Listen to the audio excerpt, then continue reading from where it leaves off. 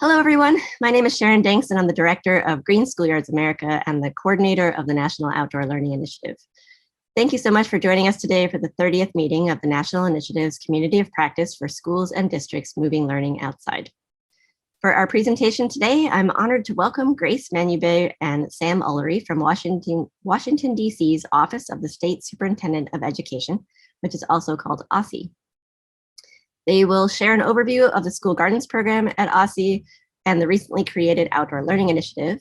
And they'll also tell us about the challenges and successes from the last school year and what they're planning for the next school year. And now I'd like to introduce our speakers. Grace Manubay is an established leader in the DC environmental education community. Her experience includes non-formal classroom teaching, conducting professional development workshops, and curriculum design. In May 2015, she joined the DC Office of the State Superintendent of Education to create the agency's first environmental literacy program. Previously, she served as an environmental protection specialist with the DC Department of Energy and Environment. Grace has led the development and implementation of DC's State Environmental Literacy Plan and the education components of DC's Sustainability Plan. Sam Ullery is the School Garden Specialist at the DC Office of the State Superintendent of Education. Sam has 10 years of classroom teaching experience and has dedicated the last 10 years to supporting school garden programs by providing technical support, conducting trainings, and providing resources to more than 100 school gardens in DC, while also connecting schools with local support organizations. Sam is also the co-founder of the National School Garden Support Organization, and he is a leadership council member of the International School Grounds Alliance. And when he's not working, Sam can be found wearing a bee veil. Please join me in giving a warm welcome to Grace and Sam. So we're really happy to be here. Sharon, thank you for that lovely introduction. Great, and Sam and I will be switching on and off. This is our agenda for the time that we have with you today. We're just going to do a quick overview of the DC education landscape because it's a little bit different than how other states, cities, and counties operate. We'll talk about our school garden and environmental literacy programs, what we've been doing on behalf of the state education agency as it relates to outdoor learning, some of our challenges and successes, and what we plan to do in the next school year. Okay, so quick overview of education, public education in Washington, D.C. So the DC Public Schools, DCPS as it's referred to, is the largest school district in Washington, D.C. It's the traditional public school system. So there's a system of neighborhood schools, matter of right schools that serve all DC students. And a little less than half of the students attend DC public schools. And the other half of the students that attend public school attend our 60 plus public charter schools. So we have a pretty good balance between DC public schools and public charter schools. The majority of our students that attend these schools are African American and Black, and 40% of these students are considered at risk. One thing that distinguishes public charter schools from DCPS is that the mayor has control over the budget and all the functions of DC public schools. The mayor assigns the chancellor and the leadership and determines the budget, whereas public charter schools have a large amount of autonomy. So OSSE's role as the state education agency is to support and serve as the liaison to the US Department of Education. And we work closely with both the public charter schools and the DC public schools to achieve their key functions. So Grace and I, we both work at OSSE at the Office of the State Superintendent of Education, the state education agency in DC. And we work in the Division of Health and Wellness, which has been a really exciting place to work right now. Well, One of OSSE's many roles is to support the education community in its recovery from the effects of COVID-19. And because Sam and I are within the Division of Health and Wellness, our colleagues have been in constant communication with the DC Health Department when developing health and safety guidance for schools. In turn, he and I were able to inform our colleagues of the work emerging around outdoor learning and the progress that's been made over the last year. Looking ahead to the next school year, OSSE has identified the 3 education recovery priorities that you see on the slide, as well as a set of guiding principles. And these are intended to help school districts develop effective and equitable continuous education plans that provide support for all students and are developed in partnership with families. For us right now, outdoor learning is under the bucket of safe reopening, and we'll talk a little bit more about this as we talk about plans for the next school year. Yeah, so I primarily focus on the school gardens program, and Grace primarily focuses on the environmental literacy programs at OSSE. And this is part of a larger portfolio of work within the Division of Health and Wellness. And it's been obviously really exciting, not obviously, but for us, it's been obvious, an exciting time to be doing this work. There are a little over 200 public charter schools and DCPS schools, so public schools in the district, a little over 200 schools. And so about half of those schools have gardens. About half of the schools have school gardens. And about 10% of the students are engaged in those gardens in some way. So a little over 14,000 students and 787 teachers use those gardens to teach across all different subject areas. And we have also a lot of schools that engage students in environmental topics. We don't have an exact number on that, but it's a lot. And there's lots of different ways that environmental education can look in the schools. And as Sam and I mentioned, we're within the Division of Health and Wellness. So our programs are encompassed by this whole school, whole community, whole child model, which is from the CDC, which is a little bit different from, I think, many other places around the country where environmental education or school gardens work might fall in a science curriculum department within the State Department of Ed or the facilities department. So we're in a bit of a unique place, which has been very exciting because the WISC model, as it's called, wants every child in every school to have a healthy, safe, engaged, supported, and challenged learning environment. And we feel that school gardens and environmental literacy programs support that, as well as outdoor learning. And so we've been able to show how our past work with school gardens and environmental literacy can support outdoor learning as the conversation was revolving around health and safety and reopening. So some of the things that we've been doing over the past few months is creating a resource hub on our website. Many of those resources are the ones that Green Schools America, Schoolyards America, and partners have been developing over the last few months. So thank you for the collective brain power involved with that, because it's helped both Sam, me, and our farm to school specialist not have to recreate the wheel. Instead, we're able to use those national resources. We've also been able to put on the resource hub resources that are unique to the district, because we know that there are different considerations in terms of scale, in terms of space, in terms of types of student populations that are out there. So we have a photo collection of examples that are specific to the district. We have some resources for materials that are what were available through procurement through our schools, and being able to develop tip sheets and other resources that are relevant for our school communities. One of the things that's really exciting is the wood waste partnership that we have with our Urban Forestry Administration, where as they have to take down trees that are diseased, they can reuse those to create some of the stumps and benches that a lot of outdoor learning space designs use. That's just one example. And then we've also been able to work with a vendor to provide technical assistance for 80 schools. And this mimics, I think, a lot of the design volunteers that are working nationally that the Green Schoolyards America has been coordinating, but this vendor is working specifically with up to 80 schools in the district to have the site assessments created, to work with the school to think about site design, as well as provide professional development opportunities.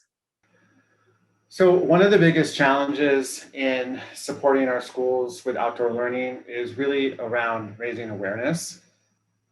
As I mentioned before, we have quite a large number of schools in DC, and within each of those schools, it may be an administrator, it might be a teacher, it might be a librarian, it might be a community member or a community-based organization staff member that is running or the point of contact for many of this environmental literacy school garden programming.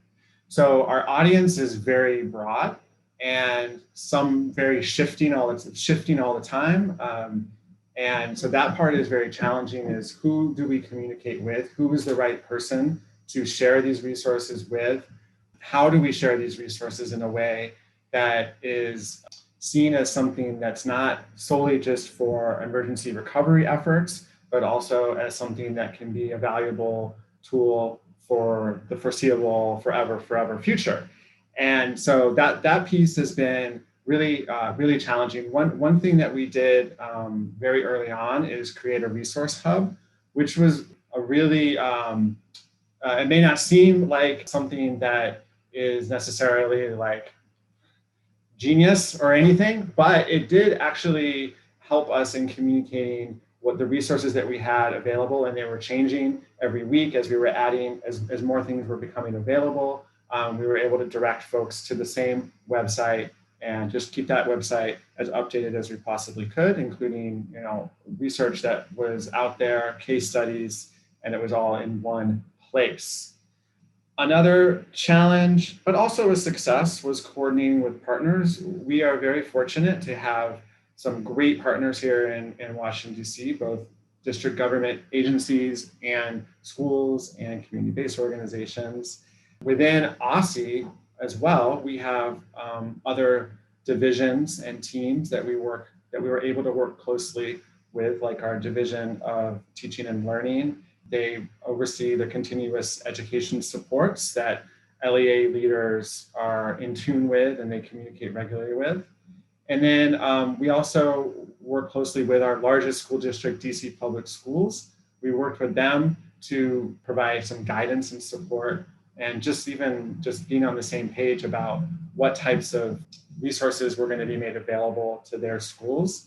DC Public Schools made some funding available to their school campuses to allow them to purchase materials and equipment to make it easier to take kids outside. So we were able to be a part of that, and we're happy to see that happen.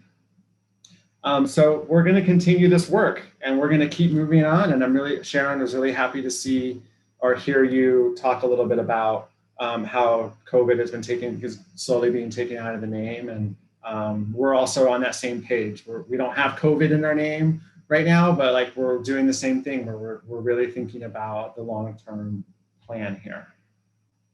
Yes, and I'd like to add that for our next school year, students are expected to return to in-person instruction for 5 days a week. And as we look at these three priority areas, we are in the safe reopening bucket right now, but we are moving towards looking at staff and educator wellness, as well as accelerated learning. And so we want others in the division and in our schools to know that this is not just a temporary fix. This is something that can be a long-term educational strategy for providing rich and robust learning. And we want that to be happening at any time of year as long as possible, not just as we are dealing with the recovery from the pandemic. So help us figure out, the best ways to support schools this has been a wonderful learning community to help brainstorm and get ideas and to share best practices. And we've definitely been able to bring that back to DC and hope that we can contribute the same. So I think we're ready for questions. Wonderful. Thank you both so much.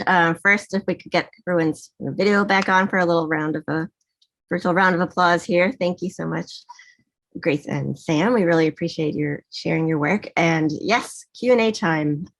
Please feel free to put your questions in the chat. And let's see. So the first one I see is a question from Tamar Barlev, who asks, are there any partnerships with local parks or other public spaces that you see schools taking learning offsite? I think that's something that's being coordinated on a school by school basis. I know that there have been other presentations as part of this community of practice from Friends of Oxen Run and a representative from our State Board of Education. And so I believe that there are some partnerships that are happening at the individual school level. I haven't seen anything much more formal than that as of right now. I know that our Department of Energy and Environment had an RFP out to have community organizations work with schools to explore nearby nature as a way to get students outside learning. So they wanted to have organizations working with schools and bringing them to nature spaces either on their school grounds or within walking distance. And so that's a project that hopefully will be launching in the fall as coordinated through our Department of Energy and Environment, our Natural Resources Agency. Sam, I'm wondering if you could tell us a little bit more about the wood reuse project. It's so cool what you guys are doing. Oh yeah, I could talk about that all day. I know it's a really small cool bit of this. I'm so excited by it. So it is cool. You know,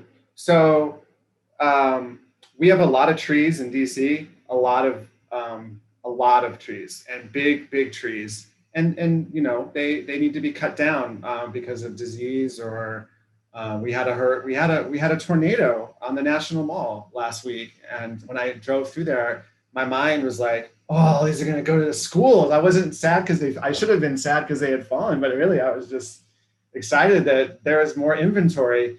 But our DDOT, District Department of Transportation, is responsible for, which is a DC agency, is responsible for maintaining all the street trees. And every ward, there's 8 wards in DC, and each ward has a urban forester.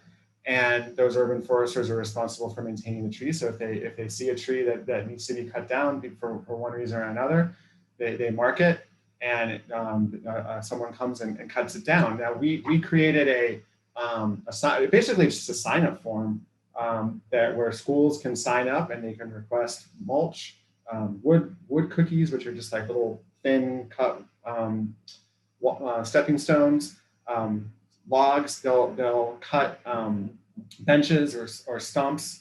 We even have gotten a few large trees just craned in for playing on. And it's been a great partnership. The biggest challenge is capacity, because it takes a lot of time to do that. And so we have a backlog of some schools, but they're working through it. And it's just really nice to have something natural like that on the playground. That I mean, I just went to my kids' school last week, and there's mushrooms growing all over the stumps, and they're kind of decomposing slowly. So that's something that a plastic stool just doesn't do. It's cool. Great. I see Beatrice has a hand up. I visited a compost site on a massive scale this weekend, and I saw trees and porches, and it was sponsored by a city in the Central Valley of California, and they're now doing composting on such a massive scale. I thought it would look like a science fiction movie, this great big machine chopping up this stuff, and I thought children would love to see just a video of that. So maybe my son's involved in that. Maybe I'll get him to send that to, because it opens the idea of food waste and wood waste of all kinds can be repurposed and then used for mulch in the farms. So it's a sustainable process that I think would bring it vividly to life to children that think nature is all beautiful and gardeny. It's also this wild cycle of transformation. Anyway, it was very exciting. I thought of children immediately. Thank you. Yeah, the natural processes are really exciting to see, all different kinds of them. Thank you. Quick follow-up on the on the wood question, and then another question. The follow-up is, how do you transport them?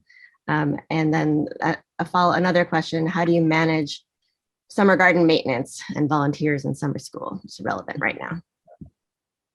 Yeah, I guess they just get transported on whatever big trucks. I mean, there's all kinds of, there's a fleet of trucks, and part of the challenge is access. So, on the survey or on the sign-up sheet, when a school wants to get, say, some benches delivered, they need to take photos of the access space. There has to be a certain width for the big truck to get through to dump it. But it's all free, and it takes a little while, but yeah, it's worth it. The second question about was summer maintenance. Well, we have a really, I think we didn't get to run it this year, but we have a great program. I just put the link in the chat called Shared Routes.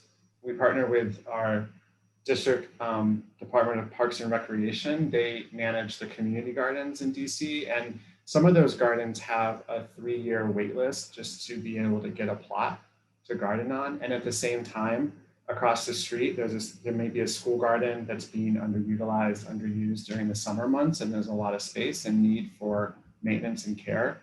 So from that need, we created Shared Routes, which connects community members with underutilized gardening spaces in the district. So that includes school gardens, community spaces, and even people's backyards. So we've had volunteers maintaining gardening spaces in exchange for taking home garden produce and having a space to garden for a couple of years now.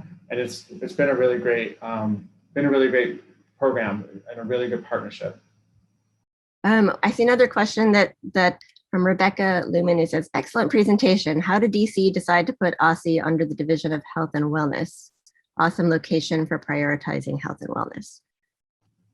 Well, the health and wellness is a division of OSSE. So so OSSE is the agency, and health and wellness is a division that sits within that. And I don't know the history behind that, but what we talk a lot about is that students can't learn if they're not healthy. And so our focus is to make sure that students, when they're in school and even out of school, are healthy, that they're fed, and have the help that they need so that they can learn. I have another piece I'd love it if you could tell us more about. I've seen in past work of yours stormwater themes and watershed themes in the way that school grounds have been designed in DC. Can you speak a little bit to that? A chance off the cuff. I know it's without any prep. Just tell us about how you think about stormwater management and the opportunities to infiltrate stormwater, and how that connects to local goals. Sure, I can answer that question. I'm coughing also, so I might need to mute myself. Sorry. I got you, Grace. It's okay. Just let me know. Okay, but we have several initiatives related to the Chesapeake Bay watershed as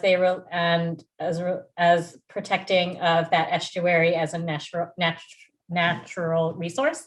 And so school grounds have a lot of impervious surface. And so looking at those areas to reduce the amount of stormwater runoff has been a focus of some grant funding, federal grant funding that the district receives related to the Chesapeake Bay. And so our Department of Energy and Environment has a River Smart Schools program, and through that program, it works with at least 5 schools per year to create outdoor classrooms with the dual function of reducing stormwater runoff. So if a school wanted to have a covered pavilion and raised beds, they could do that as long as they were also putting in a rain garden and some type of stormwater retention installation.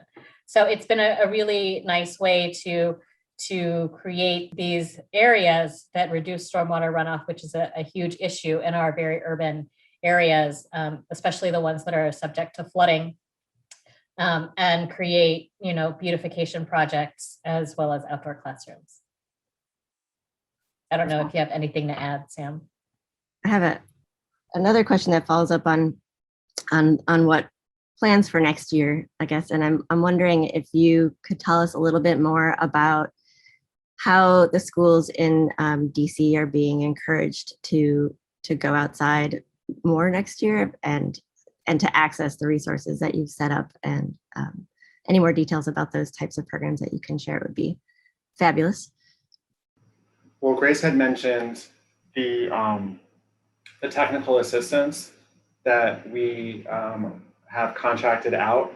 So in my mind, that is a really great opportunity for schools to sign up to receive this technical assistance, where someone will come out to the school and actually walk through, do a site assessment to identify the best places on the school grounds to take kids outside and learn.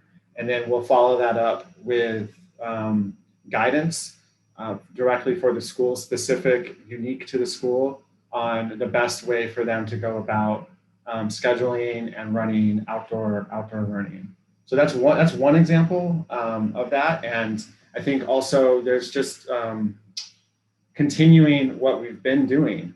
And like Grace had said, this messaging of this is focusing less on the emergency response. Yes, it's still important to be safe, and to be outdoors is safer than being inside with COVID. But the messaging also being that this is another way, sometimes better way of learning.